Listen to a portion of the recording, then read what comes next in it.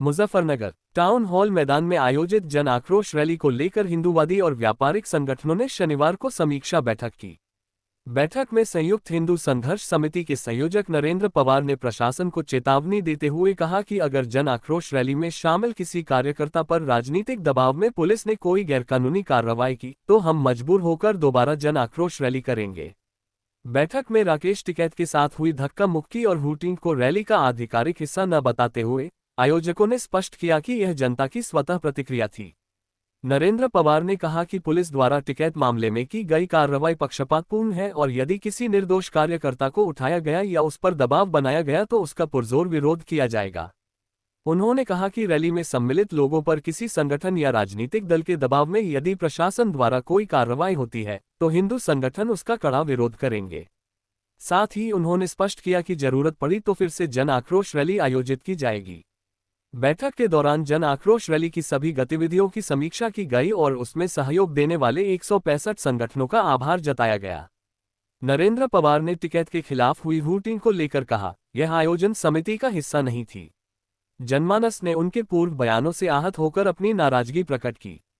यदि कार्यक्रम के दौरान किसी को ठेस पहुंची हो तो आयोजन समिति खेद प्रकट करती है।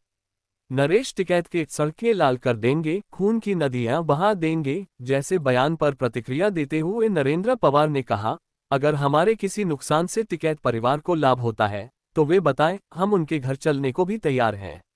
ये जनपद छोटा है, यहाँ हर व्यक्ति एक दूसरे को जानता है। उन्होंने ये भी कहा कि जन आक्रोश रैली में किसी शराबी व्यक्ति की उपस्थिति का आरोप गलत है। यदि कोई यह सिद्ध कर दे कि वहां कोई शराब पिए था तो वह टिकैत समर्थक ही रहा होगा, पवार ने तंज करते हुए कहा। अंत में नरेंद्र पवार ने स्पष्ट किया कि प्रशासन द्वारा रैली में शामिल कुछ लोगों को पूछताछ के लिए बुलाया गया था, जिन्हें बाद में छोड़ दिया गया। उन्होंने चेतावनी दी कि यदि किसी व्यक्ति के खिलाफ किसी राजनीतिक दल या संगठन के दबाव में कार्रवाई की गई तो हिंदू संगठन चुप नहीं बैठेंगे। जन आक्रोश रैली की समीक्षा बैठक में हमने उसका सारा आंकलन किया।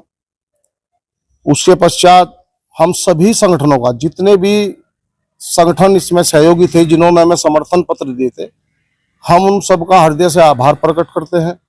जितने सहयोगी थे हमारे, जितने कार्यकर्ता थे और जो जनपद के नगरवासी थे, देशभक्त, उन सबका भी हृदय से आभार प्रकट करते हैं। और 2-3 सूचनाएं आई थी जो कल राकेश टिकैत जी वहां आए थे और उनके खिलाफ जनमानस ने हूटिंग की थी। उसको लेकर 2-3 कार्यकर्ताओं को पुलिस ने उठाया था। ऐसी किसी भी कार्रवाई का हम विरोध करते हैं और जनपद प्रशासन से हम ये कहना चाहते हैं कि अगर किसी संगठन के, किसी दल के या किसी प्रेशर में किसी भी नागरिक के खिलाफ जो जन आक्रोश रैली में शामिल थे, अगर किसी भी तरह की कोई गैर कानूनी कार्रवाई की गई तो हम उसका कड़ा विरोध करेंगे। उसके लिए अगर हमें कोई अन्य रैली करनी पड़े तो उसके लिए भी हम सब तैयार हैं।